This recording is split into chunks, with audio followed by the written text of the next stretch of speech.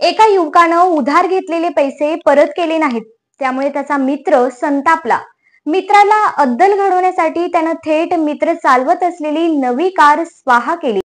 या दोन ड्रायव्हर मित्रांच्या वादात मालकाचं मात्र लाखो रुपयांचं नाहक नुकसान झालंय. गाडी मालक मंजित पवार यांच्या इनोव्हा गाडीवर सध्या बाळासाहेब जाधव हे ड्रायव्हर म्हणून काम करत होते. बाळासाहेब जाधव आणि आरोपी दिनेश राठोड यांच्यात पैशाच्या देवाणघेवाणीवरून वाद झाला. म्हणूनच बाळासाहेब यांना अद्दल घडवण्यासाठी राठोड याने बाळासाहेब चालवत असलेली मंजित पवारांची गाडी जाळून बदला घेतलाय.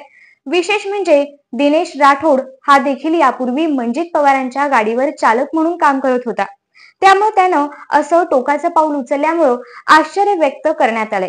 मित्राला अद्दल घडवता घडवता टोकाचं पाऊल उचलणारा हा मित्र आज गजाआड झालाय. त्यामुळे मित्राला मदत करताना एकदा नव्हे तर 10 वेळा विचार करा, कारण मैत्रीत मोजमाप नसावं. मैत्रीत व्यवहाराला ही वाद होतातच. दोन मित्रांच्या वादात तिसऱ्याला नुकसान होणार नाही याची काळजी घ्यायला हवी. त्यामुळे मैत्रीचं नातं राखा, उधारीचं नातं संपवा, नाहीतर मित्राचा राग पेट्रोल बनायला वेळ लागत नाही.